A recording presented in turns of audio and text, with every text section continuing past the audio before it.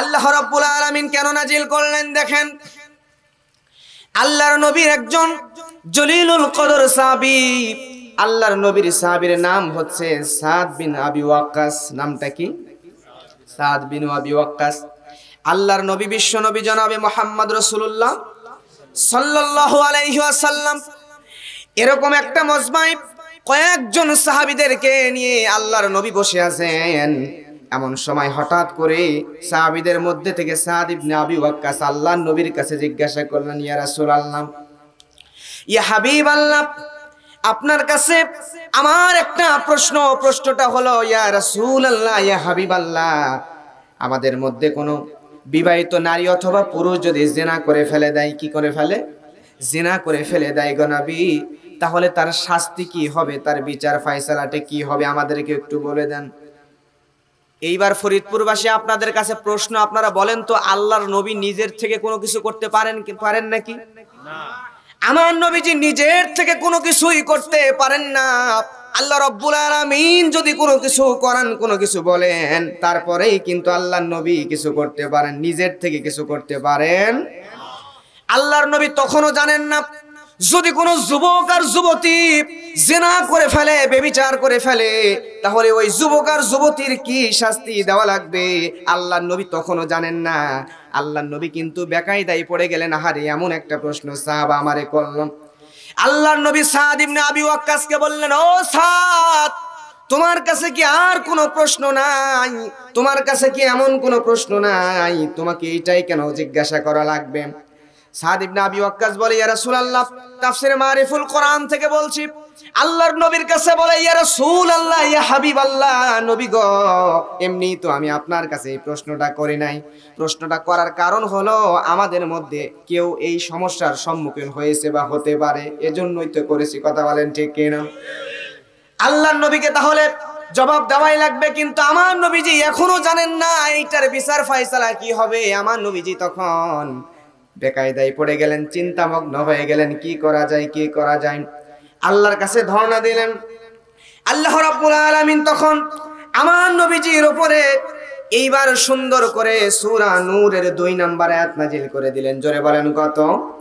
আল্লাহ রাব্বুল আলামিন জানাচ্ছেন, আস-সানিয়াতু ওয়াস-সানি ফাজলিদু কুল্লা ওয়াহিদিম মিনহুমা মিআতা জালদা।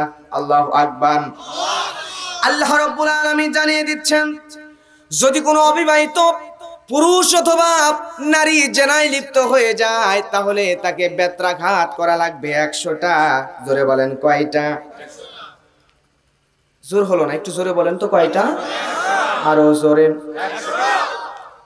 তাহলে আমরা জানলাম কোরআন বলছে যদি অবিবাহিত পুরুষ এবং অবিবাহিত যুবতী নারী জিনা করে, তাহলে তাকে 100টা বেত্রাঘাত করা লাগবে। এখন আমাদের আশেপাশে যে মুরব্বী আছেন, মুরব্বীরা সাক্ষী দেবেন, আজ থেকে 20 বছর, 15 বছর, 30 বছর আগের কথা, তখন যদি জিনা করত আর এই জিনাকারী যুবক এবং যুবতী অবিবাহিত ধরা পড়তো, তাহলে এই কোরআনের আয়াত বাস্তবায়ন কিভাবে করত?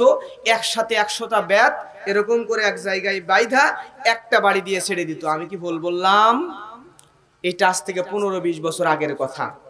শাস্তি কমাইতে কমাইতে এইরকম করে ফেলছে। এটা তো ছিল আগের কথা। এখন বর্তমান প্রেজেন্ট সময়ের কথা যদি আমি বলি, এখনকার কথা বলি, তাহলে এখনকার শাস্তি হচ্ছে কোনো ধনীর ছেলে, ধনী লোকের পুত্র যদি কোনো নারীর সাথে ব্যভিচার, জেনা তো দূরে থাক, ধর্ষণ পর্যন্ত করে, তাহলে তার শাস্তি কি জানেন? তার শাস্তি হলো যেই লোকের ছেলে জেনা করবে, যেই লোকের ছেলে ধর্ষণ করবে, যেই মেয়েটাকে ধর্ষণ করেছে, ওই মেয়েটার বাবা যদি গরিব হয়, একটু অভাবী হয়, তাহলে ওই লোক ওই মহিলার বাবার কাছে গিয়ে বলবে, আমার ছেলে মানুষ ভুল করেই ফেলেছে, তুমি তারে মাফ করে দাও, এই নাও 1 লক্ষ টাকা দিলাম, মুখ বন্ধ করে থাকো, যদি বেশি কথা বলো তাহলে তোমাকে এলাকা ছাড়া করব। জোরে বলেন ঠিক কিনা?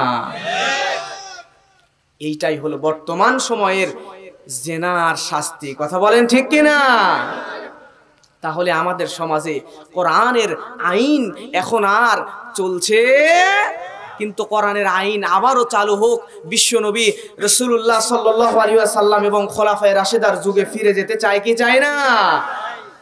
আমার মুসলমান ভাইয়েরা, তাহলে সমাজ থেকে যদি জিনা দূর করতে চান, সমাজ থেকে যদি ব্যভিচার দূর করতে চান তাহলে আমাদেরকে যেই কাজটি করতে হবে তাহলে সমাজের মধ্যে বেশি বেশি বিবাহ বিয়ে শাদীর ব্যবস্থা করে দেওয়া লাগবে। কথা বলেন ঠিক কিনা? কিন্তু আমাদের সমাজে দেখা যায় যদি কোনো মানুষ বিবাহিত পুরুষ যদি বিয়ে করতে চায়, তার যদি সামর্থ্য থাকে, তারপরেও একটা পুরুষ যদি একটার উপরে দুইটা তিনটা চারটা বিবাহ করতে চায়, তাহলে এই পুরুষের প্রতি সামাজিক একটা প্রতিবন্ধকতা সৃষ্টি হয় কি হয় না? নিজের স্ত্রী তো হয়। আজকালকার সমাজে হুজুর যদি দেখেন, আপনাদের এলাকায় আছে কিনা জানি না, ফরিদপুরে আমাদের নওগাঁয় আছে, কোন হুজুর যদি দুইটা তিনটা বিয়ে করে তাহলে মানুষরা ওই হুজুরের চরিত্রহীন মনে করে। নাউজুবিল্লাহ বলবেন না? এটা বর্তমান সময়ের কথা বলছি। কিন্তু মূলত চরিত্র হেফাজতের জন্য আল্লাহ তাআলা একটা দুইটা তিনটা নয়, অভাবী সুন্দরী মেয়ে দেখে চারটা পর্যন্ত বিয়ে করার অনুমতি দিয়ে দিয়েছেন সূরা নিসায়। সুবহানাল্লাহ বলবেন না? কিন্তু আজকে আমাদের সমাজে এই কোরআনের আয়াতকে আইনকে খারাপ চোখে দেখা যায়, খারাপ চোখে দেখা হচ্ছে, যার কারণে বর্তমান সময়ে জেনা ব্যভিচার এক টপ লেভেলে উঠে গেছে। কথা বলেন ঠিক কিনা? আমার মুসলমান ভাইয়েরা, এখন যদি অবিবাহিত যুবকদের কথা বলি, সমাজের আমাদের রাষ্ট্রীয় নেতা যারা, ওনাদের দায়িত্ব হলো বিবাহ শাদী বেশি বেশি জারি করে দেওয়া, বেশি বেশি চালু করে দেওয়া। কিন্তু আজকে আমাদের সমাজে বিয়ে শাদী বেশি বেশি চালু করে না দেওয়ার কারণে, বিয়ে চালু করে না দেওয়ার কারণে জেনা ব্যভিচার এমন ভাবে বাড়তেছে, শুধু বাড়তেছেই না, আপনি পার্কগুলোতে গিয়ে দেখেন অবিবাহিত যুবক যুবতীরা পার্কের মধ্যে এমন ভিড় লাগাইয়া এমন অশ্লীল কাজ কারবার করতেছে, রাস্তার ধারে ধারে বসে বসে দর্শনীয় স্পটগুলোতে দাড়িওয়ালা টুপিওয়ালা জুব্বাওয়ালা মুরব্বিগুলা হুজুরগুলা রাস্তা দিয়ে হাঁটতে গেলে পর্যন্ত মাথা নিচু করে যেতে হয়। প্রতিবাদ করলে উল্টা আমাদের উপরে বিপদ নেমে আসে। কথা বলেন ঠিক কিনা? এইটা বর্তমান সময়ে চলছে। আমার প্রিয় মুসলমান ভাইয়েরা, ও ফরিদপুরের সংগ্রামী মুসলমান ভাইয়েরা, আজকে আমাদের সমাজের নেতাদের উচিত ছিল এই কোরআনের আইন অনুযায়ী যুবক আর যুবতীদের যখনই বিবাহের সময় হয়ে যায় বিবাহের ব্যবস্থা করে দেওয়া। কিন্তু সামাজিক প্রতিবন্ধকতার কারণে আজকে মুরব্বীরাও মনে করে আমার ছেলে যুবক মানুষ, এখনো পর্যন্ত যুবক মানুষ, আমার ছেলেকে যদি এখনই বিয়ে দেওয়া হয় তাহলে আমার ছেলে তো এখন বিয়ে করলে বউকে কি খাওয়াবে? কিন্তু আল্লাহু খায়রুর রাযিকিন, রিজিকের মালিক কে? রিজিকের মালিক আল্লাহ। এইটা আমরা মুখে বলি, কিন্তু অনেক মুরব্বী আমাদের সমাজে আছে, আমরা যারা মুখে বলি আল্লাহ তাআলা সমস্ত রিজিকের মালিক, কিন্তু আমরা এইটা অন্তরে বিশ্বাস করি না। যার কারণে মনে করি আমার যুবক ছেলেকে বিবাহ দিয়ে দিলে আমার যুবক ছেলে চাকরি বাকরি করে না, বউকে কি খাওয়াবে? কিন্তু আমার মুসলমান ভাইরা ভালো করে শুনে রাখেন, ওই মুরব্বী ওই লোকগুলো দেখবেন সমাজের মধ্যে, যেই লোকগুলা বিয়ে দিলে কি খাওয়াবে চিন্তা করে, কিন্তু ওই ছেলে যদি জিনা ব্যভিচারে লিপ্ত হয়ে যায় তাহলে মাথা ঘামাই না, খোঁজ খবর পর্যন্ত নেয় না। এমন আছে না নাই? আজকে আমাদের সমাজে হয় কি, রাষ্ট্রীয়ভাবে বিয়েটাকে বেশি বেশি প্রচলন করে দেওয়া প্রয়োজন ছিল, জরুরি ছিল, কিন্তু তা না করে আজকের সমাজে, আপনাদের এলাকায় কি অবস্থা জানি না, আমার নওগাঁয় এমন হয় প্রিয় ভাইয়েরা, যদি কোনো জায়গায় একটা ছেলের সাথে একটা মেয়ের বিয়ে হয় আর এই মেয়ের বয়স যদি 18 বছর হইতে 2 মাস 3 মাস কম হয়, তাহলে দেখবেন পুলিশ নিয়ে যায় ওই বিয়ে তো বন্ধ করেই দেয়, বরংস ওই বিয়ে দেওয়ার জন্য, বিয়ে করার জন্য যে ছেলে আসছে ছেলের জেল দেবে, ছেলের বাবারে জেল দেবে, মেয়ের বাবারে জেল দেবে। মানে 14 গোষ্ঠী, এমনকি যে হুজুর বিয়ে পড়াইছে এই হুজুররে কাজীরে সুদ্ধা জেলের মধ্যে ঢোকায়, এমন আইন বর্তমানে আছে না নাই? আমি ধিক্কার জানাই এইরকম বিষয়, এইরকম আমার কষ্ট লাগে এখানে। ও ফরিদপুরের মুসলমান, আপনারা সাক্ষী দেবেন, আজকে বর্তমান সময়ে আপনি তাকায় দেখেন, একজন যুবতী মেয়ে, যেই মেয়ের 13 বছর বয়স হয়ে গেলে, 14 বছর বয়স হয়ে গেলে, বর্তমান এই সমাজ, বর্তমান বাংলাদেশের এই ঋতু অনুযায়ী, বর্তমান বাংলাদেশের প্রেক্ষাপট অনুযায়ী একজন মেয়ের 13 বছর 14 বছর বয়স হলে বিবাহের বয়স হয়ে যায়, একজন যুবক ছেলের 16 বছর 17 বছর বয়স হলে বিবাহের বয়স হয়ে যায়। কিন্তু একটা মেয়ের বয়স 18 হয়ে যাওয়ার 2-3 মাস কম হওয়ার কারণে ওই মেয়েকেও, ওই মেয়ের বাবাকে জেল দেওয়া হয়, ওই মেয়ের স্বামীকে, যেই লোক বিয়ে দিতে আনে তাকে এমনকি বিয়ে পড়াইতে যায় যেই হুজুর, ওই হুজুরকে পর্যন্ত মামলা দেওয়া হয়, জেলে ঢুকানো হয় অথবা জরিমানা করা হয়। কিন্তু আমার ভাইয়েরা, তাহলে 18 বছর হইতে 4 মাস 3 মাস 2 মাস 1 মাস কম হলে ছেড়ে দেওয়া হয়, কিন্তু ওই মেয়েটাই যদি 12 বছর 11 বছর 13 বছর বয়সে পার্কে গিয়ে প্রেম করে, আবাসিক হোটেলগুলোতে গিয়ে যুবকদের সঙ্গে জিনা ব্যভিচারে লিপ্ত হওয়ার পরে ওই মেয়ে 12 বছর 13 বছর বয়স না হতেই পেটের মধ্যে গর্ভের মধ্যে বাচ্চা আসার পরে ওই বাচ্চা অ্যাবর্শন করার পরে নষ্ট করে ফেলে দিচ্ছে অহরহ। একটা দুইটা নয়, হাজার হাজার বাংলাদেশের হাসপাতালগুলোতে গিয়ে দেখেন, রিপোর্টগুলো নিয়ে দেখেন, 12 13 14 বছরের মেয়েগুলা একটা দুইটা নয়, হাজার হাজার বাচ্চা অ্যাবর্শন করে করে ফেলে দিচ্ছে, একটাও বিয়ে করে নাই। তাহলে বিয়ে করে ছাড়া 11 বছরে পেটে বাচ্চা আসলে, পার্কে গিয়ে প্রেম করলে, জিনা ব্যভিচার করলে, ধর্ষণের মামলা হয় না, হামলা হয় না, তার বিরুদ্ধে কোনো বিচার হয় না, কিন্তু মাত্র 1 মাস 2 মাস বয়স কম হওয়ার কারণে জেলে না হয়। এই অবিচার ব্যবস্থার কারণে, বিচার ব্যবস্থাহীনতার কারণে আজকে বাংলাদেশে জিনা ব্যভিচার একদম টপ লেভেলে উঠে গেছে। কথা বলেন ঠিক কিনা? তাহলে আমাদের সমাজে জিনা ব্যভিচার কমানোর জন্য কি করা লাগবে বলেন? কি করতে হবে? বেশি বেশি বিয়েটাকে প্রচলন করে দিতে হবে। কষ্ট পাচ্ছেন আপনারা আমার মুসলমান ভাইরা? তাহলে জিনা ব্যভিচার কমবে। আর আল্লাহর কোরআনের আইন যদি একবার চালু হয়ে যায়, তাহলে সমাজ থেকে আস্তে আস্তে গুনাহ কিন্তু উঠে যাওয়া শুরু করে দেবে। কথা বলেন ঠিক কিনা? আমার প্রিয় মুসলমান ভাইরা, গভীর মনোযোগ দিয়ে শুনতে হবে। আল্লাহর নবী যখন এই আয়াতটি নাজিল করে দিল, অবিবাহিত যুবক আর যুবতী, কি বিবাহিত? অবিবাহিত যুবক আর যুবতী যদি জিনা করে তাহলে 100টা বেত্রাঘাত করা লাগবে। এই আয়াতটি যখন আল্লাহ তাআলা সূরা নূরের মধ্যে নাজিল করে দিল, 2 নম্বর আয়াত, এই আয়াতটি নাজিল করে দেওয়ার পরে আল্লাহর নবীর জলিলুল কদর সাহাবী সাদ বিন আবি ওয়াক্কাস আল্লাহর নবীকে বলে, ইয়া রাসূলুল্লাহ, ইয়া হাবিবাল্লাহ, এই আয়াতের আগে এবং পরে কি কোনো আয়াত আছে কিনা? আল্লাহর নবী বলে, কেন সাদ, তোমার কি সন্দেহ হয় নাকি? সাদ ইবনে আবি ওয়াক্কাস বলে, ইয়া রাসূলুল্লাহ, ইয়া হাবিবাল্লাহ, ইয়া নবী গো, আপনার উপরে, আপনার কোরআনের উপরে যদি আমি সন্দেহ পোষণ করি তাহলে তো আমার ঈমানই থাকবে না। ঠিক না বা ঠিক? আল্লাহর কোরআনের আয়াতে যদি অবিশ্বাস করি, বা আপনার উপরে কোনো বিষয়ে যদি আমি অবিশ্বাস করি গো নবী, তাহলে তো আমার ঈমানই থাকলো না গো নবী। ইয়া রাসূলুল্লাহ, ইয়া হাবিবাল্লাহ, অবশ্যই বিশ্বাস করি, আমার কোনো সন্দেহ নাই, কিন্তু আমি এজন্যই জানতে চাচ্ছিলাম, কারণ আমাদের মধ্যে তো কোনো লোকের এরকম সমস্যার সম্মুখীন হতেই পারে। আল্লাহ রাব্বুল আলামিন সঙ্গে সঙ্গে তখন এই আয়াতটি আল্লাহ রাব্বুল আলামিন নাজিল করে দিলেন। যারা জানেন পড়েন, ওয়াল্লাযীনা ইয়ারমুনাল মুহসানাতি সুম্মা লাম ইয়াতু বিআরবাআতি শুহাদা।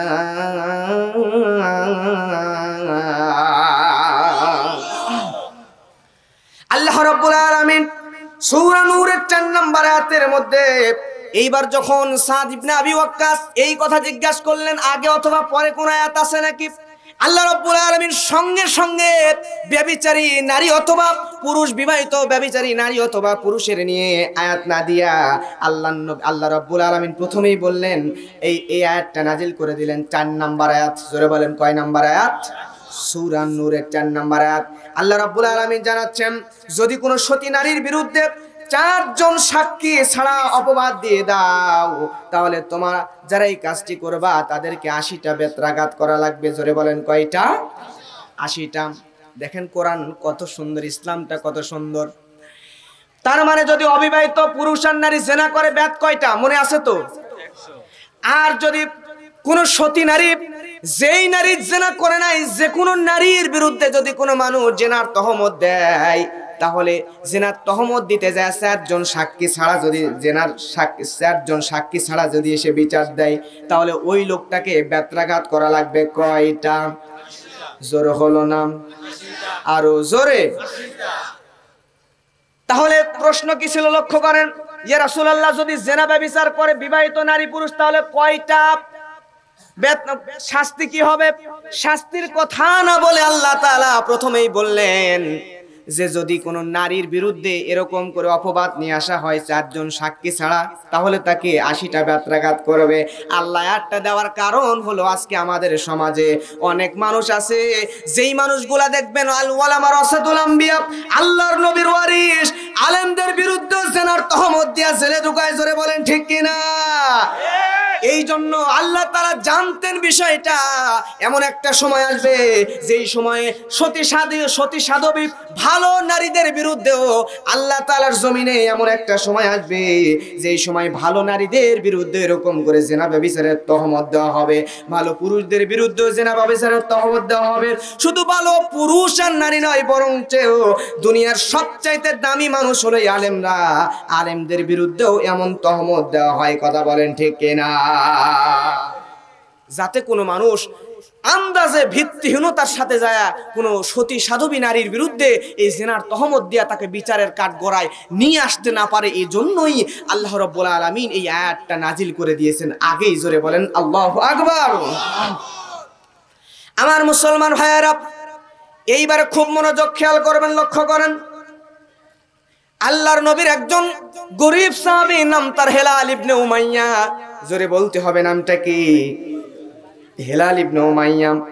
এই সাহাবী একদিন কৃষক সাহাবী, গরীব সাহাবী। তিনি একদিন কাজ করার জন্য খেতে গিয়েছিলেন, জমিতে গিয়েছিলেন। জমিতে যাওয়ার পরে কাজ কাম সেরে জমি থেকে উনি বাসার দিকে চলে আসতেছেন। বাসায় আসার পরে গেটের সামনে দাঁড়ায় দেখতেছেন। গেটের সামনে দাঁড়ানোর পরে দেখতে পাচ্ছেন গেটের সামনের দরজাটা এমন ভাবে খোলা আছে, মনে হচ্ছে যেন আমার বাড়ির মধ্যে আমার অবর্তমানে কোনো পুরুষ মানুষ ঢুকে আছে। নাউজুবিল্লাহ বলবেন না? বাড়ির মধ্যে শুধুমাত্র হেলাল ইবনে উমাইয়ার স্ত্রীর থাকার কথা ছিল, কিন্তু না, বাড়ির মধ্যে হেলাল ইবনে উমাইয়ার স্ত্রী শুধু নয়, তার মন বলতেছে আমার বাড়ির মধ্যে আমার স্ত্রী ছাড়াও অন্য কোনো পরপুরুষ হয়তো ঢুকে আছে। হেলাল ইবনে উমাইয়ার মনের মধ্যে দোলা দিল। হেলাল ইবনে উমাইয়া চিন্তা করলো, তাহলে ডাইরেক্ট আমি বাড়ির মধ্যে না ঢুকে যে, ডিরেক্ট বাড়ির মধ্যে না ঢুকে যে, এখান থেকে আমি একটু জানালা দিয়ে উকি দিয়ে দেখি আমার বাড়ির মধ্যে কোনো পরপুরুষ ঢুকে আছে কিনা। হেলাল ইবনে উমাইয়া দরজা দিয়ে বাড়ির মধ্যে না ঢুকে ডাইরেক্ট জানালার কাছে চলে গেলেন। জানালার কাছে চলে যাওয়ার পরে এইবার জানালা দিয়ে তাকানোর পরে হেলাল ইবনে উমাইয়ার যেন আসমান মাথার উপরে ভেঙে পড়ল।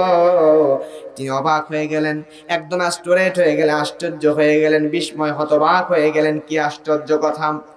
হেলাল ইবনে উমাইয়া দেখছেন আমারই ঘরে, আমারই বিছানার উপরে আমারই সুন্দরী স্ত্রী আরেকজন পরপুরুষের সঙ্গে ব্যভিচারে লিপ্ত হয়ে আছে। জোরে বলেন নাউজুবিল্লাহ। আচ্ছা বলেন তো, কোন পুরুষ মানুষ এই রকম দৃশ্য দেখার পরে মাথাটা কি ঠিক থাকবে? হেলাল ইবনে উমাইয়া চিন্তা করছে, তাহলে আমার ঘরের মধ্যে, আমার বাড়ির মধ্যে অন্য পরপুরুষ আমার বউয়ের সঙ্গে, আমার বিবির সঙ্গে জেনায় ব্যভিচারে লিপ্ত আছে। তাহলে এই মুহূর্তে আমি কি করতে পারি? এক্ষুনি আল্লাহর নবীর কাছে যা বিচার দেব। কিন্তু বলেন তো, কোন নারীর বিরুদ্ধে বিচার দিলে সাক্ষী লাগবে কয়টা? আল্লাহ তাআলা তো বলেছেন, ওয়াল্লাযীনা ইয়ারমুনাল মুহসানাতি থুম্মা লাম ইয়াতু বিআরবাআতি শুহাদা ফাজলিদুহুম 80 জালদাতাও ওয়ালা তাকবালু লাহুম শাহাদাতান আবাদা। আল্লাহ তাআলা চারজন সাক্ষীর কথা বলে দিয়েছেন। হেলাল ইবনে উমাইয়া চিন্তা করে, তাহলে চারজন সাক্ষী ছাড়া তো আল্লাহর নবীর কাছে গিয়ে বিচার দেওয়া যাবে না, তাহলে কি করব? হেলাল ইবনে উমাইয়া এবার যদি বিচারের জন্য চারজন সাক্ষী নিতে যায়, আচ্ছা বলেন তো, জিনা ব্যভিচার করতেন। হেলাল ইবনে উমাইয়া যখন বাসায় আসতেছিল, আসার অনেকক্ষণ আগেই তো তারা ব্যভিচারের কাজ শুরু করে দিয়েছে। এখন যদি হেলাল ইবনে উমাইয়া ওই জায়গা থেকে আল্লাহর কোরআনের আয়াত অনুযায়ী চারজন সাক্ষী জোগাড় করতে যায়, তাহলে যেই লোকটা তার ঘরের মধ্যে প্রবেশ করে আছে, এই লোকটা থাকবে নাকি চলে যাবে? জোরে বলেন, থাকবে নাকি চলে যাবে? এখন যদি হেলাল ইবনে উমাইয়া আল্লাহর কোরআনের আয়াত অনুযায়ী চারজন সাক্ষী আনার জন্য ঘরের মধ্যে থেকে, ওই জায়গা থেকে এলাকার মধ্যে চলে যায় চারজন সাক্ষী জোগাড় করার জন্য, তাহলে তো বাড়ির মধ্যে ওই স্ত্রী আর কোনো লোক খুঁজে পাওয়া যাবে না, লোকের কাজ হয়ে গেলে চলে যাবেন। তাহলে কি করা যায়? হেলাল ইবনে উমাইয়া বেকায়দায় পড়ে গেছে। এখন যদি আমি আল্লাহর নবীর কাছে গিয়ে বলি, ইয়া রাসূলুল্লাহ, ইয়া হাবিবাল্লাহ, আমি আমার চোখের সামনে আমার স্ত্রীকে আমি জানা করতে দেখেছি, আমি যদি সাক্ষী ছাড়া আল্লাহর নবীর কাছে চলে যাই, তাহলে আল্লাহর নবী ওই কোরআনের আয়াত অনুযায়ী আমার উপরে তো বেত্রাঘাত কয়টা? আর যদি সাক্ষী নিতে যাই, তাহলে তো এই মুহূর্তে আমি বিপদে পড়ে গেলাম, সাক্ষী নিতে গেলেও তো এই লোকটা চলে যাবে, সাক্ষী এনেও কোনো কাজ হবে না, সাক্ষী ছাড়া গেলেও তো আমার বিপদ। তাহলে সাক্ষী আনলো বিপদ, না আনলো। হেলাল ইবনে উমাইয়া চরম বেকায়দায় পড়ে গেলেন। কি করা যায়, কি করা যায়?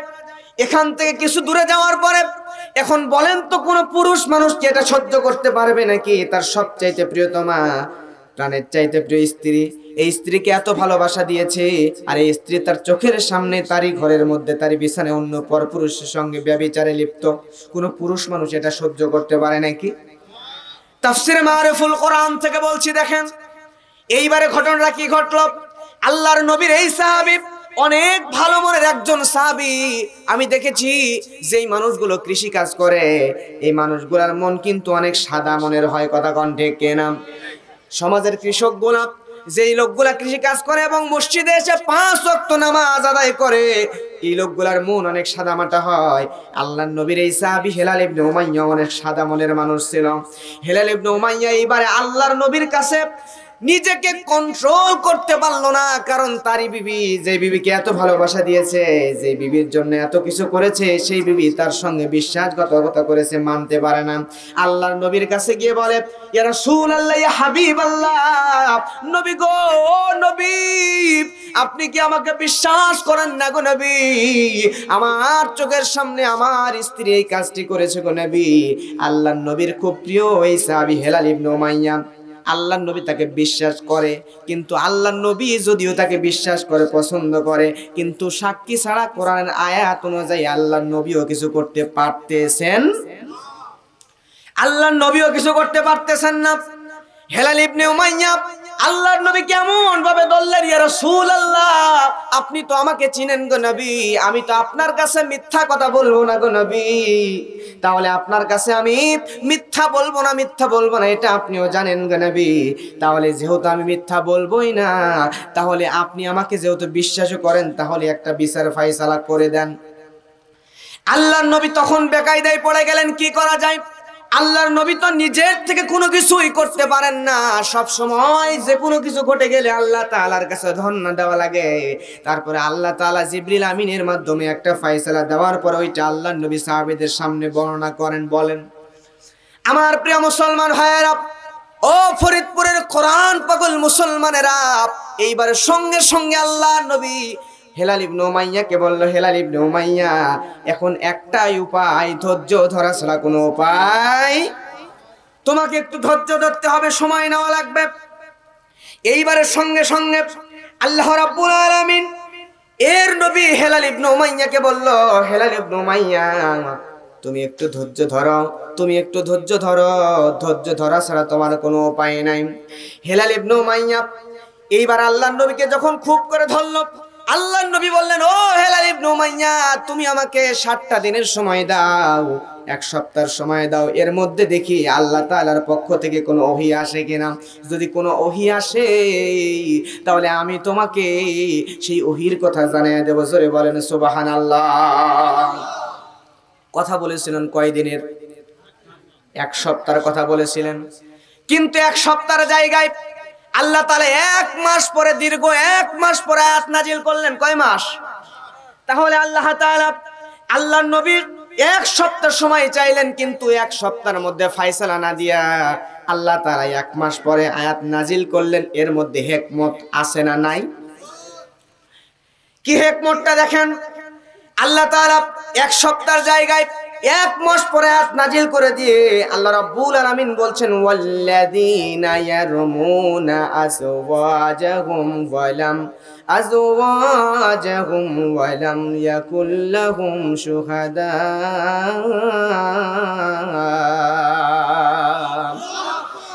শুহাদাউ ইল্লা أنفسهم فشهادة أحدهم 4 شهادات بالله الله أكبر إنه لمن الصادقين।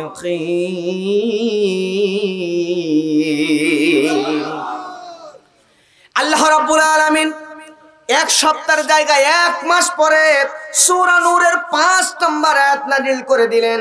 দিয়ে আল্লাহ তাআলা জানিয়ে দিচ্ছেন, যদি কোনো নারী যদি কেউ কোনো স্বামী যদি স্ত্রীর বিরুদ্ধে অপবাদ দেয়, স্ত্রীর বিরুদ্ধে অপবাদ দিচ্ছে অথবা স্ত্রীর বিরুদ্ধে বিচার নিয়ে আসছে, এই স্বামীর সাক্ষী যদি না থাকে, কি না থাকে, তার মানে হেলাল ইবনে উমাইয়ার এই ঘটনাকে কেন্দ্র করে আল্লাহ তাআলা এক সপ্তাহের জায়গায় 1 মাস পার করার পরে আয়াত নাজিল করে দিলেন, সাক্ষী ছাড়া যদি কোনো স্বামী যদি তার স্ত্রীর বিরুদ্ধে অপবাদ দিতে আসে, স্ত্রীর বিরুদ্ধে যদি বিচার চাইতে আসে, তাহলে তাকে যেই কাজটি করতে হবে সেটি হলো ওই ব্যক্তি 4 বার আল্লাহর নামে শপথ করবে। কয়বার? খুব ভালো করে শুনবেন। কয়বার? জোরে বলেন তো কয়বার? সবাই জবান বন্ধ রাখবেন না, সবাই বলেন কয়বার?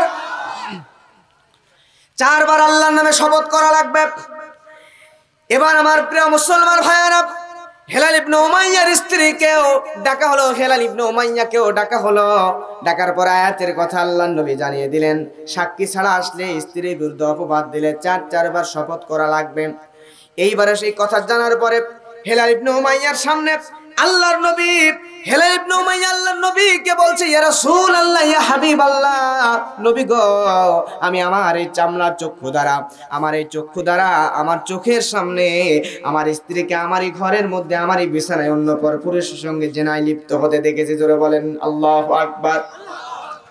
ইয়া রাসূলুল্লাহ, আমি একদম মিথ্যা বলছি না, আমি আল্লাহর নামে শপথ করে বলছি, আমি আল্লাহর নামে শপথ করে বলছি, আমি আল্লাহর নামে শপথ করে বলছি, আমি আল্লাহর নামে শপথ করে বলছি। কয়বার শপথ? 4 বার আল্লাহর নামে শপথ করে বলছি, ইয়া রাসূলুল্লাহ, ইয়া হাবিবাল্লাহ, আমি আমার ঘরের মধ্যে আমার স্ত্রীকে পরপুরুষের সঙ্গে জিনা করতে দেখেছি। জোরে বলেন আল্লাহু আকবার। আমার মুসলমান ভাইয়েরা, এইবার হেলাল ইবনে উমাইয়ার স্ত্রীকে ধরা হলো। তুমি এবার বলো, হেলাল ইবনে উমাইয়া 4 বার আল্লাহর নামে শপথ করে নিজের স্ত্রীর বিরুদ্ধে জিনার বিচার চাইল, জিনা করার কথাটা আল্লাহর নবীকে বলল। এবার যখন হেলাল ইবনে উমাইয়ার স্ত্রীর কাছে গিয়ে বলা হলো, তুমি এবার বলো, হেলাল ইবনে উমাইয়ার স্ত্রী কি বলে দেখেন। হেলাল ইবনে উমাইয়ার স্ত্রী বলছে, ইয়া রাসূলুল্লাহ, ইয়া হাবিবাল্লাহ, আমি আল্লাহর নামে শপথ করে বলছি, আল্লাহর নামে শপথ করে বলছি, আল্লাহর নামে শপথ করে বলছি, আল্লাহর নামে শপথ করে বলছি, ইয়া রাসূলুল্লাহ, আমার স্বামী আমার বিরুদ্ধে যেই কথাগুলো বলছে সবগুলো মিথ্যা অপবাদ। জোরে বলেন নাউজুবিল্লাহ। আল্লাহর নবী আবারও বেকায়দায় পড়ে গেলেন। স্বামীও যেই শপথ করল, স্ত্রীও একই শপথ করল, স্বামী আর স্ত্রী একই রকম শপথ দেখে আল্লাহর নবী নিজেও বিড়ম্বনায় বেকায়দায় পড়ে গেলেন। কারণ আল্লাহর নবীও তো এই জায়গায়, দুজনেই যেহেতু আল্লাহর নামে শপথ করেছে, এখন তো এই জায়গায় কোনো বিচারের রায় দিতে পারতেছেন। আল্লাহর নবী বেকায়দায় পড়ে গেলেন, চিন্তায় পড়ে গেলেন, কি করা যায়। এইবারে আল্লাহ রাব্বুল আলামিন নতুন একটা আয়াত নাজিল করে দিলেন, সূরা নূরের 7 নাম্বার আয়াত। জোরে বলেন কয় নাম্বার? আল্লাহ রাব্বুল আলামিন বলছেন, ওয়াল খামিসাতু আন্না লানাতাল্লাহি আলাইহি ইন কানা মিনাল কাযিবিন।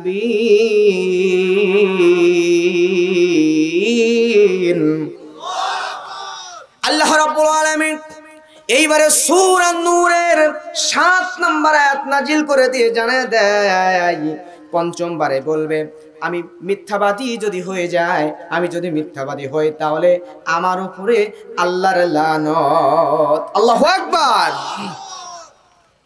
4 বার সাক্ষী দিয়া যখন কাজ হলো না, স্বামীও 4 বার একই সাক্ষী দিল, স্ত্রীও 4 বার যখন একই সাক্ষী দিয়ে দিল, কাজ যখন কোনো মতেই হলো না, তখন এইবারে আল্লাহ রাব্বুল আলামিন এই আয়াত নাজিল করে দিয়ে জানায় দিচ্ছেন 5ম নাম্বার, 5 নাম্বার সাক্ষীর কথা। কিন্তু 5 নাম্বার সাক্ষী, 5 নাম্বার শপথের কথা বলার আগে, 5 নাম্বার শপথের কথা বলার আগেই বলে দিচ্ছে, আমি যদি মিথ্যাবাদী হই। কে মিথ্যাবাদী? আমি যদি মিথ্যাবাদী হই, তাহলে আমার উপর কার লানত? বলেন। আমি যদি মিথ্যাবাদী হয়ে যাই, আমি মিথ্যাবাদী হলে আমার উপর আল্লাহর লানত। তবে এই কথা বলার আগে আল্লাহ তাআলা এবার নতুন করে সূরা নূরের আরেকটা আয়াত নাজিল করে দিলেন, আয়াত নাম্বার 8। জোরে বলেন কত?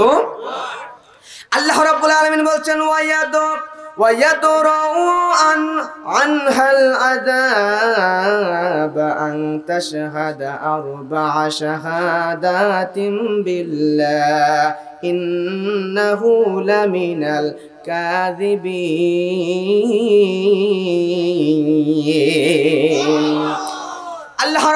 আলামিন সূরা নূরের 8 নম্বর আয়াত 7 নম্বর আয়াত নাজিল করার পরপরই আল্লাহ তাআলা এবার নতুন করে 5ম নাম্বার শপথ করার আগে আল্লাহ তাআলা আল্লাহ এবং আখিরাতের ভয়টা অন্তরের মধ্যে ঢুকাইয়া দেওয়ার জন্য আয়াত নাজিল করে দিচ্ছেন। 8 নম্বর আয়াত নাজিল করে জানিয়ে দিচ্ছেন, স্ত্রীও যদি 4 বার শপথ করে তবে দুনিয়ার শাস্তি যেইটা জিনা করলে আমার ভাইরা অবিবাহিত পুরুষ আর নারীকে 100টা বেত্রাঘাত করা হয়, আর বিবাহিত পুরুষ আর নারী যদি জিনা ব্যভিচার করে ধরা পড়ে তাহলে তার শাস্তি হলো গলা পর্যন্ত পুঁতে পাথর মারতে মারতে হত্যা করতে হবে। কথা বলেন ঠিক কিনা? এই শাস্তিটা প্রাপ্য জিনা ব্যভিচার করলে বিয়ের পরে। এখন হেলাল ইবনে উমাইয়ার স্ত্রী যদি 4 বার শপথ করে, কার নামে?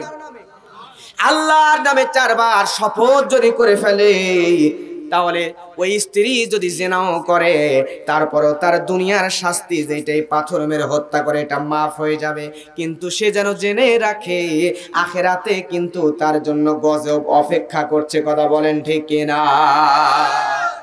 ও যুবক, খুব ভালো করে মন দিয়ে শুনবা।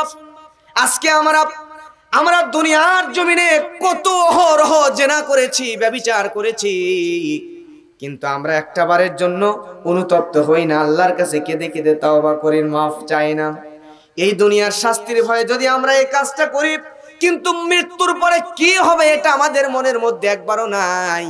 যুবক, আজকেই ফিরে আসো, তিলে তিলে জীবনটাকে ধ্বংস করে দিও না, জাহান্নামের দিকে চলে যাও না। আসো আসো আসো, জান্নাতের পথের দিকে আসো, তুমি আসো, কোরআনের দিকে আসো।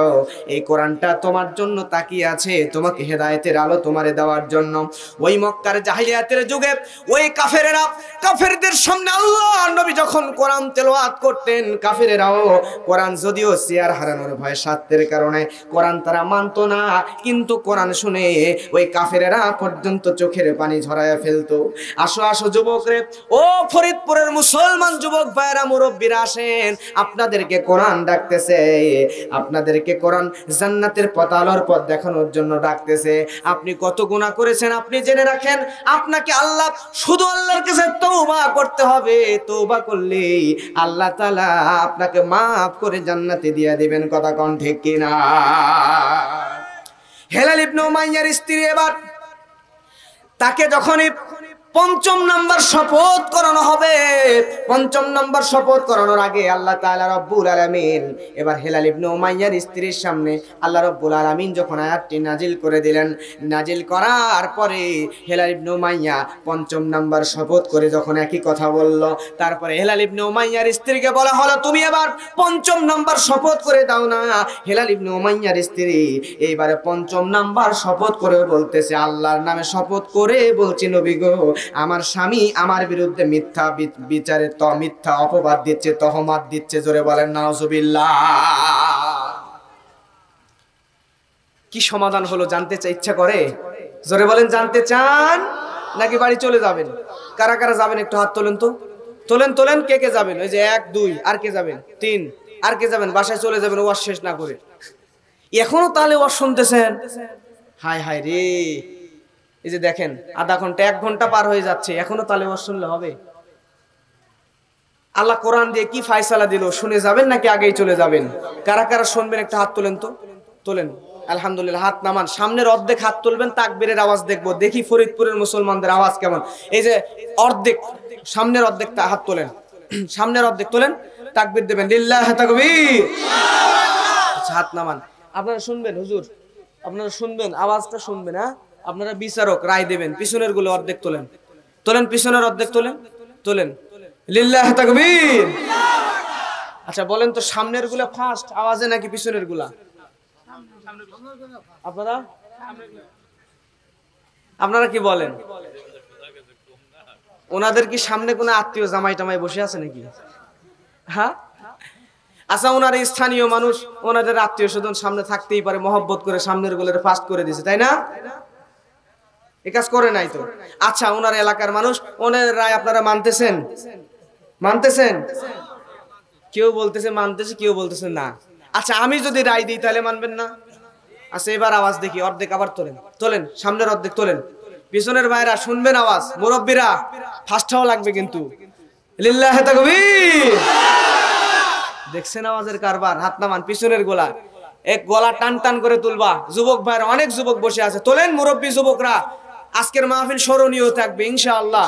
তোলেন। এই যাওয়া কেউ হাত তোলে না, এরা কি সামনের গুলা রাত্রিও নাকি? হাত তোলে না কেন? তোলেন। লিল্লাহি তাকবীর।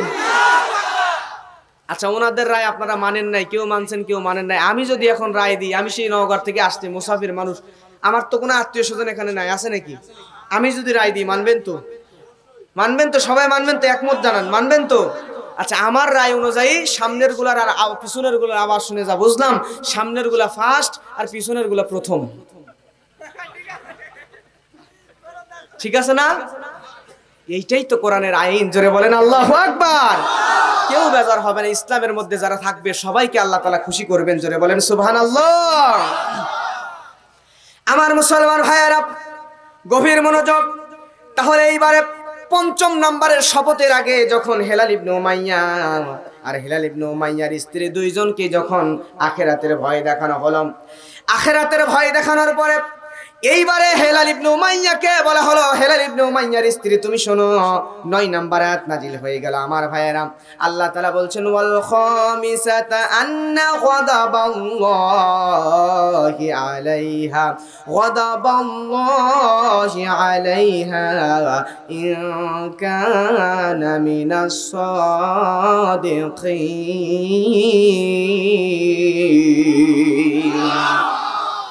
আল্লাহ রাব্বুল আলামিন এবার বলছেন, স্ত্রী পঞ্চমবারে বলবে আমার স্বামী যদি সত্যবাদী হয়ে যায়, আমার স্বামী যদি সত্যবাদী হয়, তাহলে আমার উপরে আল্লাহর গজব পড়বে। গদাবাল্লাহ, আল্লাহর গজব। কার গজব? আমার স্বামী যদি সত্যবাদী হয়, তার মানে পঞ্চম নাম্বার শপথের আগেই ভয় দেখিয়ে দেয় আল্লাহ তাআলা। শুনে নাও, শুনে নাও, দুনিয়ার শাস্তিটাকে ভয় মনে করো না। দুনিয়ার সামান্য শাস্তি তোমার উপর দিয়ে গেলে কি হবে? দুনিয়ার শাস্তি যদি কবুল করে নাও, দুনিয়ার শাস্তি কবুল করে নিলে আল্লাহ তাআলা মৃত্যুর পরে তোমাকে কিন্তু জান্নাতের মধ্যে ঢোকায় দেবে। আর সামান্য দুনিয়ার শাস্তির ভয়ে যদি আজকে তুমি মিথ্যা কথা বারবার আল্লাহর নামে শপথ করে মিথ্যা বলো, আল্লাহর নবীর সামনেও মিথ্যা বলো, তাহলে কিন্তু তোমার জান্নাত নাই, জান্নাত নাই, জাহান্নাম ছাড়া কোনো উপায় নাই। কথা কোন ঠিক কিনা?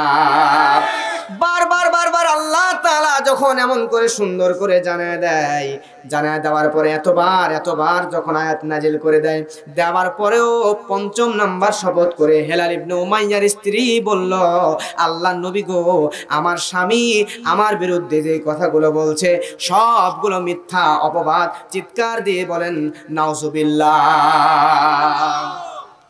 এই হেলাল ইবনে উমাইয়ার স্ত্রীর মতো আজও কিছু নারী আমাদের নওগাঁয় আছে। আপনাদের ফরিদপুরের কি অবস্থা জানি না, আপনাদের এখানেও আছে নাকি? এরকম কিছু ডিজিটাল নারী স্বামী আছে, থাকতেও পরকীয়ায় লিপ্ত আছে না নাই? আবার কিছু কিছু নারী আছে, যুবক যুবতী আছে, এই যুবকরা ভালো করে শোনো, কিছু যুবক যুবতী আছে জিন্সের প্যান্ট পরে। আরে এই যে মাদ্রাসা, যেই মাদ্রাসার উদ্যোগে আজকের এই মাহফিলের আয়োজন করা হয়েছে, এই মাদ্রাসায় যে ছোট্ট ছোট্ট মেয়েগুলো পড়তেছে, সবগুলোকে দেখ কোরআনের পাখিগুলা, এই কোরআনের পাখিগুলা এক একটা জান্নাতের পাখি। কথা বলেন ঠিক কিনা? আজকে যদি আপনার মেয়েকে জান্নাতি বানাতে চান, জান্নাতের হুরদের সঙ্গে যদি রাখতে চান, জান্নাতের নাজ নিয়ামত যদি খাওয়াইতে চান, যদি আপনিও আপনার মেয়ের ওসিলা করে জান্নাতে যেতে চান, তাহলে এইরকম একটা মাদ্রাসায় আপনার মেয়েগুলোকে নিয়ে এসে এনে দেন। তাহলে কোনোদিন আপনার মেয়ে বেহায়া হবে না, পরকিয়া করবে না, অসভ্য নারীতে পরিণত হবে না। কথা কোন ঠিক কিনা? কিন্তু আজকে আমরা দুনিয়াতে মসজিদ মাদ্রাসা থেকে নিজেদেরকে দূরে করে নিয়েছি, যার কারণে আজকে মহিলাদেরকে কোরআনের মাদ্রাসায় না দিয়ে আমাদের মেয়েদেরকে স্কুল, হাই স্কুল, কলেজে পাঠাইয়া সবার কথা বলছি না, কিছু সংখ্যক এরকম আছেন আমার ভাইরা, কিছু সংখ্যক এরকম মহিলা আছে, এরকম নারী আছে, বাংলাদেশের জমিনেও আছে। মেয়েগুলা জিন্সের প্যান্ট পরে আছে না নাই? কিন্তু আল্লাহর নবীর হাদিস অনুযায়ী এই জিন্সের প্যান্ট পরা কিন্তু বাংলাদেশের সংস্কৃতি নয়, এটা পশ্চিমাদের সংস্কৃতি, আমেরিকার। আমেরিকার খ্রিস্টান ইহুদি নাসারা আর ইসরায়েলের ইহুদিদের কালচার আমাদের দেশের মধ্যে ঢুকে গেছে, যার কারণে আজকে নারীরাও জিন্সের প্যান্ট পরা শুরু করে দিয়েছে।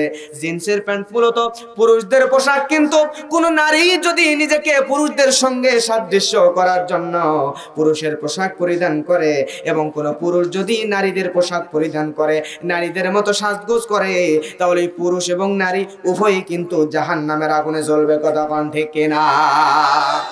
কিন্তু আমার দেশে পশ্চিমাদের কালচারে নিয়ে জিন্সের প্যান্টে, এখানে জিন্সের প্যান্ট পরার পরে হাঁটুর নিচে ফাটা, হাঁটুর উপরেও ফাটা।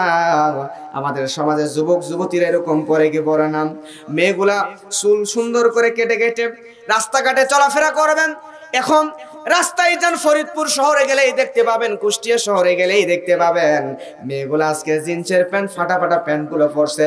এমনকি সুন্দর পোশাকগুলা, জান্নাতের পোশাক, থ্রি পিস পরে না, বোরখা পরে না, পর্দার মধ্যে না যাইয়া কিছু কিছু মেয়ে আছে যে মেয়েগুলা টি শার্ট পরে, জিন্সের প্যান্ট, ফাটা ফাটা প্যান্ট পরে মানুষদের সামনে অসভ্য অর্ধ উলঙ্গ হয়ে ঘুরে বেড়ায় এবং চুল কেটে ছেলেদের মতো স্টাইল বানায় মাথায় ক্যাপ লাগায় ঘুরে আসে না নাই? ও আল্লাহ, আল্লাহ রে কোন দুনিয়ায় পাঠাইলা আমারে। সবাই একটু আমার সাথে বলবেন, সবাই বলবেন, পারবেন না? গলাটা একটু জেড়ে নেন সবাই, বলেন ও আল্লাহ, আল্লাহ রে কোন দুনিয়ায় পাঠাইলা আমারে। বলেন বলেন ও আল্লাহ, আল্লাহ রে কোন দুনিয়ায় পাঠাইলা আমারে। বর্তমানের পোলা মাইয়ার সমান সমান মাপ, লম্বা চুল কাটিয়া মায়াই মাথায় লাগাই ক্যাপ। আল্লাহ রে কোন দুনিয়ায় পাঠাইলা আমারে। ঠিক কিনা যুবক? ও আল্লাহ, আল্লাহ রে কোন দুনিয়ায় পাঠাইলা আমারে। জিন্সের প্যান্ট শার্ট পরিয়া রাস্তা হাইটা যাই, পোলা না মাইয়া তারে চেনা বড় দায়। আল্লাহ রে কোন দুনিয়ায় পাঠাইলা আমারে। ও আল্লাহ, এগুলো কিন্তু কবির মনের আক্ষেপের কথা, এগুলো বাস্তব কথা, জোরে বলেন ঠিক কিনা? ও আল্লাহ, আল্লাহ রে কোন দুনিয়ায় পাঠাইলা আমারে। হিন্দি গানের টান মারিয়া রাস্তা হাইটা যাই, কারো কারো কারো কারো কারো কারো সুরে আবার বুকটা ফাইটা যায়। আল্লাহ রে কোন দুনিয়ায় পাঠাইলা আমারে। বলেন বলেন ও আল্লাহ, আল্লাহ রে কোন দুনিয়ায় পাঠাইলা আমারে। বর্তমানের পোলা মাইয়ার দেখো কি কারবার, মগাই পিছে মাইয়াই সামনে হুন্ডারি ড্রাইভার। আল্লাহ রে কোন দুনিয়ায় পাঠাইলা আমারে। আসে না আসে না, যশোরে কিছু আগে দেখলেন না, মেয়ে মানুষ হুন্ডার সামনে আর পুরুষ মানুষের পিছনে নিয়ে ওই ছেলেরে মানে মেয়ে বানায় পিছনে নিয়ে মেয়ে মানুষ হুন্ডা চালায়, এরকম আছে না নাই? ও আল্লাহ, আল্লাহ রে কোন দুনিয়ায় পাঠাইলা আমারে। আল্লাহ, আল্লাহ রে কোন দুনিয়ায় পাঠাইলা আমারে। মারহাবা বলেন না? আমার মুসলমান ভাইরা গভীর মনোযোগ। এই যে হেলাল ইবনে উমাইয়ার স্ত্রী, সেবার ৫ম নম্বর শপথ করে বলল, আল্লাহর নামে শপথ করে বলতেছি, আল্লাহর নামে শপথ করে বলতেছি, আমার স্বামী আমার নামে মিথ্যা তহমত দিচ্ছে, মিথ্যা অপবাদ দিচ্ছে। এমন কথা বলার পরে হেলাল ইবনে উমাইয়ার স্বামী হেলাল ইবনে উমাইয়া বেকায়দায় পড়ে গেল। তার স্ত্রী ৫ম নম্বর শপথ করেও যখন স্বীকার করলো না, তখন আল্লাহ রাব্বুল আলামিন এর নবী এবার তিনিও বেকায়দায় পড়ে গেলেন, কি করা যায়, কি করা যায়। কারণ 4 বার শপথের কথা যখন কোরআনের মধ্যে আসলো, তখন হেলাল ইবনে উমাইয়া 4 বার শপথ করে বলল, ইয়া রাসূলুল্লাহ, ইয়া হাবিবাল্লাহ, নবী গো, আমি আমার চামড়ার চক্ষু দ্বারা আমার চোখের সামনে আমি দেখেছি আমার স্ত্রী অন্য পরপুরুষের সঙ্গে আমারই ঘরে আমারই বিছানায় জিনায় লিপ্ত ছিল। হেলাল ইবনে উমাইয়ার স্ত্রীও 4 বার শপথ করলো, 5 বার শপথ করে অস্বীকার করলো, বলে আমার স্বামী আমার নামে মিথ্যা তহমত দেয়। নাউজুবিল্লাহ বলবেন না? তাহলে স্বামী আর স্ত্রীর কোনোভাবেই যখন মিলতেছে না, আল্লাহ নবী বেকায়দায় পড়ে গেলেন। বেকায়দায় পড়ে যাওয়ার পরে আল্লাহ নবী জনাবে মুহাম্মদ রাসূলুল্লাহ সাল্লাল্লাহু আলাইহি ওয়াসাল্লাম আমার নবীজি সঙ্গে সঙ্গে বললেন হেলাল ইবনে উমাইয়াকে, সঙ্গে সঙ্গে বললেন হেলাল ইবনে উমাইয়া, কোনো মতেই তো তোমাদের সমাধান করে দেওয়া যায় না, তাহলে কি করা যায়, কি করা যায়? আল্লাহর নবী তখন বললেন হেলাল ইবনে উমাইয়া, তুমি একটা কাজ করো, যেহেতু কোনো মতেই সমাধান দেওয়া যায় না, তাহলে তোমাদেরকে তালাক নয়, তোমাদের দুইজনের লিয়ানের ব্যবস্থা করে দেওয়া হোক। আমার মুসলমান ভাইয়েরা, এখানে আলেমরা বসে আছেন, ডানে বামে সামনে পিছনে বহু আলেমরা এই মাহফিলে এসেছেন। তারা ভালো জানেন আমরা সাধারণ মানুষরা শুধুমাত্র তালাক পর্যন্ত জানি, স্বামী স্ত্রী বিচ্ছেদের কথা বলেন ঠিক কিনা? তালাক হলো এমন একটা ইসলামের সিস্টেম, এমন একটা বিধান, আপনি যদি আপনার স্ত্রীকে একবার তালাক দিয়ে দেন, তালাক দিয়ে দেওয়ার পরে কিন্তু আপনি আবার আপনার ওই স্ত্রীকে পরে কিন্তু পরবর্তীতে একটা প্রসেসিং এর মাধ্যমে বিবাহ করতে পারেন, কথা বলেন ঠিক কিনা? তার মানে আপনি আপনার স্ত্রীকে তালাক দিয়ে দিয়েছেন, দেওয়ার পরে ওই স্ত্রীর অন্য কোথাও বিয়ে হয়ে গেছে, যাওয়ার পরে পরের দ্বিতীয় স্বামী যদি ইচ্ছাকৃত ওই নারীকে তালাক দিয়ে দেয়, ছেড়ে দেয়, তারপরে কিন্তু ওই স্ত্রী আপনার জন্য আবারও হালাল হয়ে যায়, বৈধ হয়ে যায়, আবারও বিবাহ করতে পারবেন, কথা বলেন ঠিক কিনা? কিন্তু লিয়ান ইসলামের এমন একটা সিস্টেম, এই সিস্টেম আল্লাহর নবী বললেন হেলাল ইবনে উমাইয়া, এই লিয়ান তুমি করে দাও, কারণ তোমাদের তো কোনো মতেই হয় না। হেলাল ইবনে উমাইয়া বললেন না ইয়া রাসূলুল্লাহ, এই কাজটা করব না। কারণ কি? লিয়ান এমন একটা সিস্টেম, খুব মনোযোগ ও ফরিদপুরের মুসলমান নাগরকান্দা থানার উপজেলার মানুষরা, আমার প্রিয় কলিজার টুকরা সংগ্রামী মুসলমান ভাইরা, গভীর মনোযোগ। আর মাত্র 10-15-20 মিনিট থাকবেন না, চলে যাবেন। 10-15 মিনিট, 35 বাজে, 40-50, 15 মিনিট থাকবেন তো নাকি? আরো মারহাবা মারহাবা বলবেন না? আমার মুসলমান ভাইরা গভীর মনোযোগ।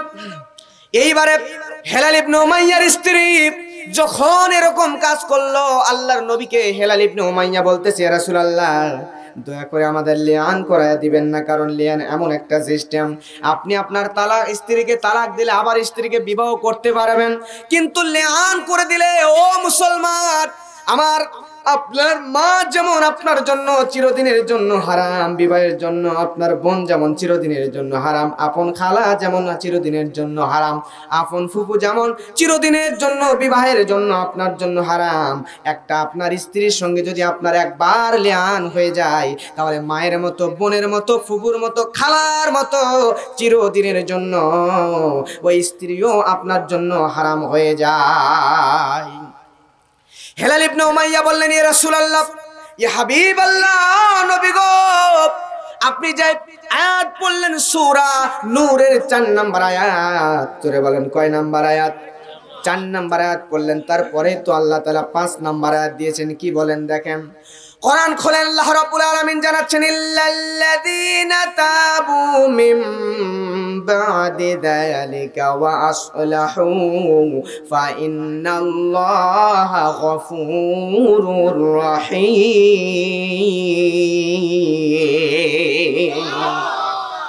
ইয়া রাসূলুল্লাহ, ইয়া হাবিবাল্লাহ, নবী গো, আল্লাহ রাব্বুল আলামিন 5 নম্বর আয়াতের মধ্যে জানায় দেয়, যদি কোনো মানুষ এই কাজটি করে জেনা করলো, ব্যভিচার করলো, করার পরেও যদি সে তার নিজের ভুলটা বুঝতে পারে, নিজের ভুলটা বুঝতে পারার পরে যদি আল্লাহ তাআলার কাছে তওবা করে, তওবা করলে আল্লাহ তাআলা কিন্তু ক্ষমাশীল, আল্লাহ রাব্বুল আলামিন তার ভুলগুলো মাফ করে তাকে জান্নাতি বানাতেও পারেন, কথা কোন ঠিক কিনা?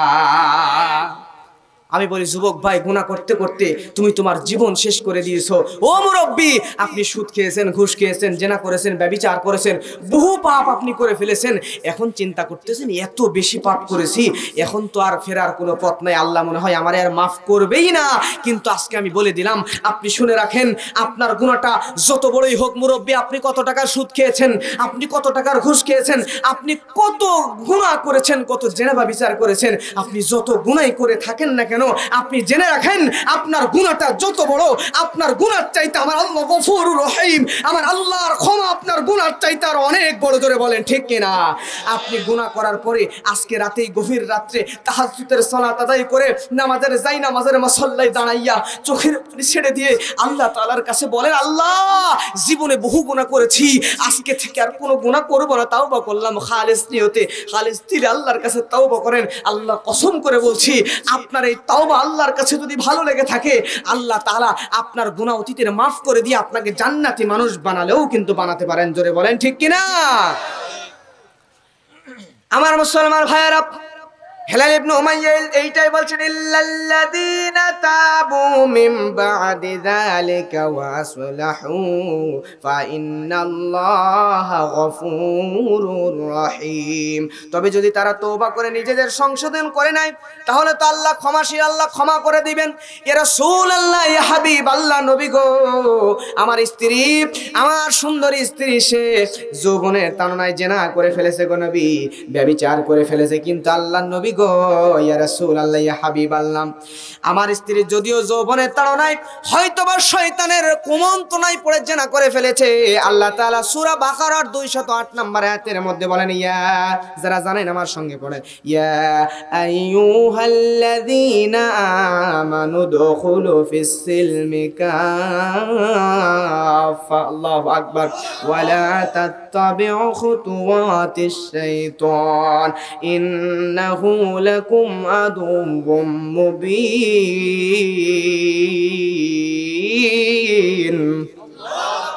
আল্লাহ রাব্বুল আলামিন সূরা আল বাকারা 208 নম্বর আয়াতের মধ্যে বলে দেয়, আমার আল্লাহ পরিপূর্ণ ইসলামের মধ্যে প্রবেশ করতে বলেন, তারপরে জানাচ্ছেন শয়তানের পদঙ্ক অনুসরণ করা যাবে না, কারণ শয়তান হলো আমাদের প্রকাশ্য দুশমন। কথা কন ঠিক কিনা?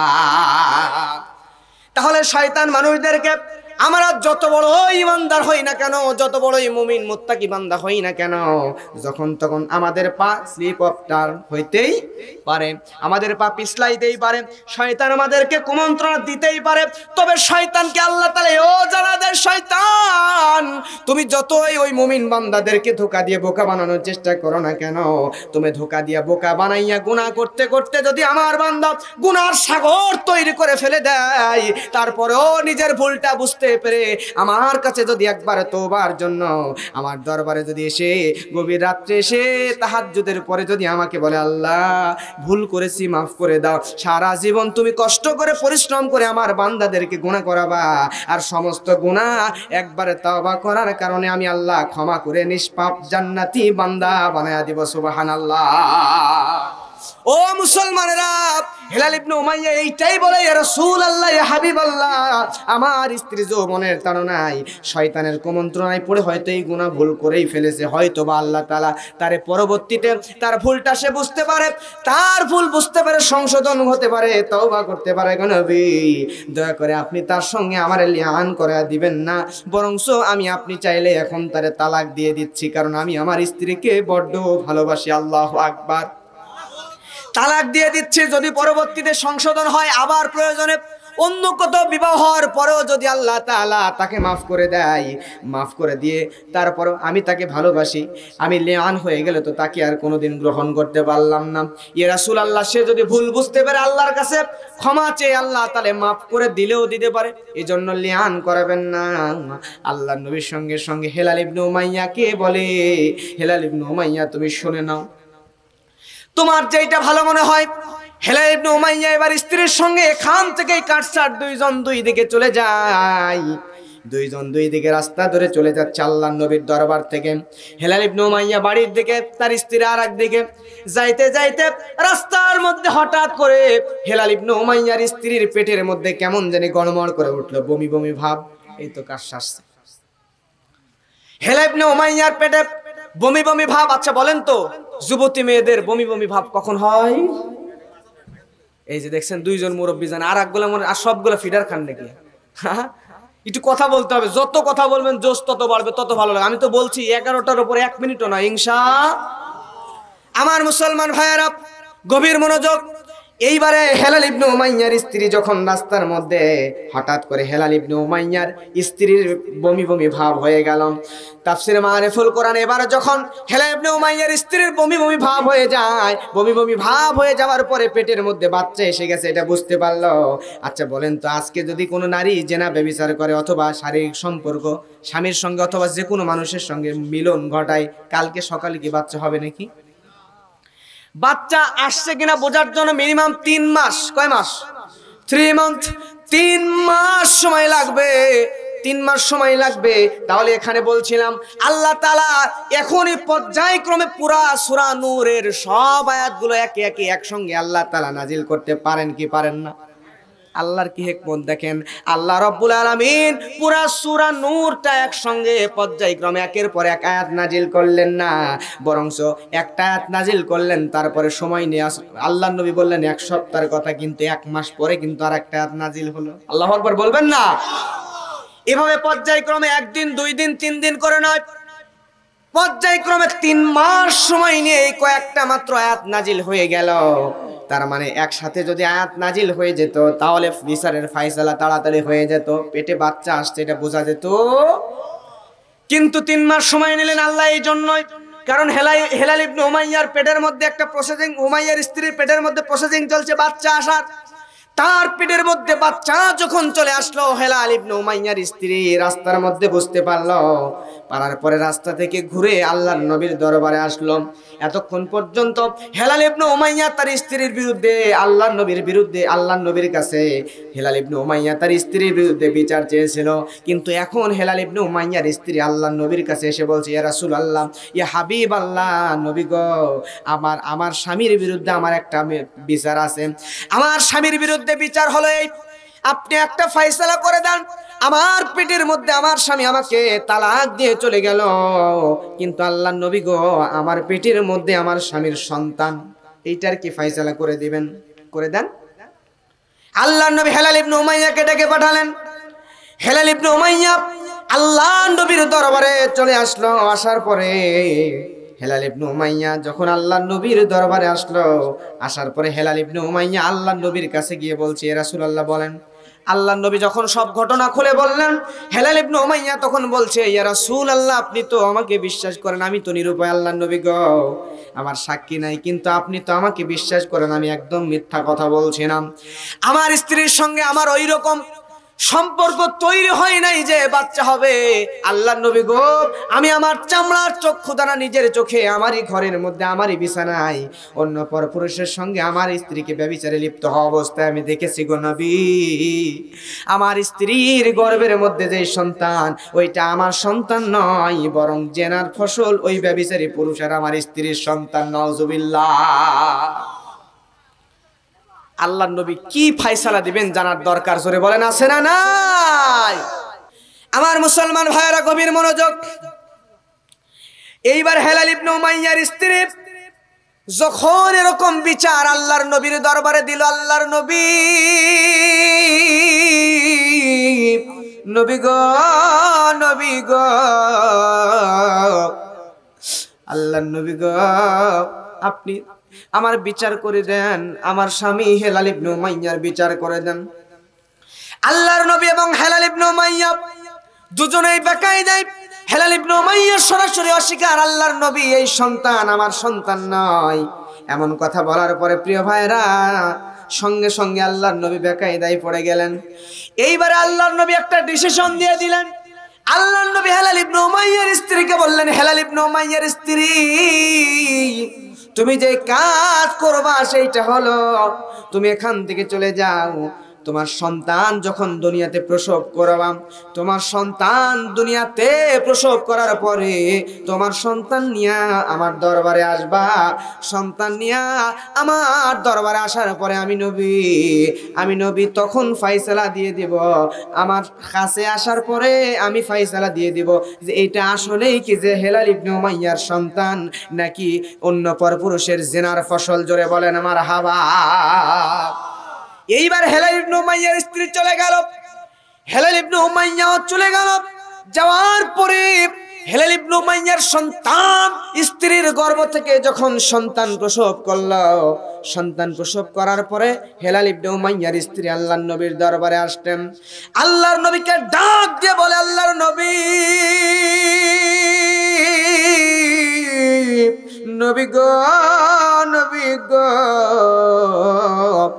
আমার সন্তানকে নিয়ে আপনার দরবারে আসছি। আল্লাহর নবী হেলাল ইবনে উমাইয়ার স্ত্রীকে কাছ থেকে সন্তানটা নিলেন। নেওয়ার পরে পায়ের গোড়ালি দেখতেছেন। জোরে বলেন, কিসের গোড়ালি? আল্লাহর নবী বলেন, ও সাহাবীরা, হেলাল ইবনে উমাইয়ার স্ত্রীর গর্ভ থেকে যে সন্তান প্রসব হয়েছে, এই সন্তানের পায়ের গোড়ালি যদি হেলাল ইবনে উমাইয়ার পায়ের গোড়ালির সঙ্গে মিলে যায়, তাহলে এই সন্তান হেলাল ইবনে উমাইয়ার। আর হেলাল ইবনে উমাইয়ার পায়ের গোড়ালির সঙ্গে যদি হেলাল ইবনে উমাইয়ার স্ত্রীর গর্ভ থেকে বের হওয়া সন্তানের পায়ের গোড়ালির মিল না হয়, তাহলে এই সন্তান হেলাল ইবনে উমাইয়ার নয়, বরং এই সন্তান অন্য পরপুরুষের সঙ্গে জেনার ফসল। জোরে বলেন মারহাবা। হেলাল ইবনে উমাইয়ার স্ত্রীর কাছ থেকে সন্তানটাকে নেওয়া হলো। নেওয়ার পরে সন্তানের পায়ের গোড়ালি সুন্দর করে পরীক্ষা নিরীক্ষা করে দেখা হলো। আল্লাহ নবী সহ সাহাবীরা তাকায় দেখি হেলাল ইবনে উমাইয়ার স্ত্রীর গর্ভ থেকে যে সন্তান প্রসব হয়েছে, এই সন্তানের পায়ের গোড়ালির সঙ্গে হেলাল ইবনে উমাইয়ার পায়ের গোড়ালির কোনো মিল নাই। সুবহানাল্লাহ। প্রমাণ হয়ে গেল হেলাল ইবনে উমাইয়া মিথ্যা কথা বলে নাই, মিথ্যা অপবাদ দেয় নাই, বরং হেলাল ইবনে উমাইয়ার স্ত্রী ব্যভিচারী নারী, তার শাস্তি কিন্তু দুনিয়ায় এইভাবেই মানুষদের সামনে উন্মোচন হয়ে গেল। আজকেও দেখবেন যে আলেমগুলা বিনা দোষে, যেই আলেমগুলা কারাগারে, আজকে যে আলেমগুলা বিনা দোষে বিনা কারণে আজকে জুলুমের শিকার হচ্ছে দুনিয়াতে, যেই মানুষগুলা বিনা দোষে জুলুমের শিকার হচ্ছে, একদিন আসবে যেই দিন বাংলার জমিনের পূর্ব দিগন্তে কালেমার পতাকা পক পক পক পক করে উড়বে। সেই দিন এমন সময় আসবে যেই দিন এই সব সত্যগুলা আল্লাহ তাআলা উন্মোচিত করে দিবে। জোরে বলেন ঠিক কিনা? আমার মুসলমান ভাইয়েরা, সত্যের বিজয় অবশ্যই হবে। কোনো না কোনো দিন এমন আসবে যেই দিন কালেমার পতাকা পূর্ব দিগন্তে পক পক করে উঠবে। আমার ভাইয়ের, আমি একটা উদাহরণ দিয়ে থাকি। গর্ভবতী মায়ের সন্তান যতই না প্রসবের সময় কাছে আসে, সন্তান যতই না প্রসবের সময় কাছে আসে, ততই কিন্তু মায়ের প্রসব যন্ত্রণা, ব্যথার বেদনা, কষ্ট বেড়ে যায়। কথা কোন ঠিক কিনা? কিন্তু সন্তান জন্ম দেওয়ার সাথে সাথে সন্তানের চেহারার দিকে তাকানোর পরে মা দুনিয়ার সব কষ্ট ভুলে যায়, জান্নাতি সুখ কিন্তু মা পেয়ে যায়। ঠিক তেমন করে আজকেও দুনিয়ার জমিনে আপনার উপর বিনা দোষে যত জুলুম আর নির্যাতন আসবে, আপনি জেনে নেন ইসলামের উপর যত জুলুম আর নির্যাতন আসবে, ইসলামের বিরুদ্ধে যত ষড়যন্ত্র হবে, আপনার উপর যত কষ্ট বেড়ে যাবে, বুঝে নেন গর্ভবতী মায়ের মতো শীঘ্রই আপনার সুদিন আসতেছে। অতি তাড়াতাড়ি কালেমার পতাকা পক পক করে উঠবে। কথা বলেন ঠিক কিনা? আমার ভাইরা, তার মানে এখান থেকে বুঝলাম আল্লাহ তাআলা এই কোরআনের ভিতরে সূরা নূরটা একসাথে 1-2 থেকে শুরু করে 3, 4, 5, 6, 7, 8, 9 এই আয়াতগুলো একসাথে পর্যায়ক্রমে একই সময় আল্লাহ নাজিল করতে পারতেন কি পারতেন না? পারতেন, কিন্তু নাজিল করলেন না। কারণ একসাথে নাজিল করলে কিন্তু বিচারের ফয়সালাটা দেওয়া যেত, বাচ্চা যে পেটে আসছে বোঝা যেত। এই জন্য আল্লাহ তাআলা একসাথে না দিয়ে প্রায় 3 মাস সময় নিয়ে আয়াতগুলো নাজিল করেছেন। সবচাইতে বেশি আওয়াজ দিয়ে চিৎকার দিয়ে একবার বলেন তো সুবহানাল্লাহ। প্রিয় মুসলমান ভাইরা, তাহলে এই কোরআনের মাহফিলে এসেছি, বসেছি, আল্লাহ রাব্বুল আলামিন আমাদেরকে কবুল করেছেন, এজন্য শুকরিয়া আদায় করছি। সবাই একবার চিৎকার দিয়ে বলছি আলহামদুলিল্লাহ।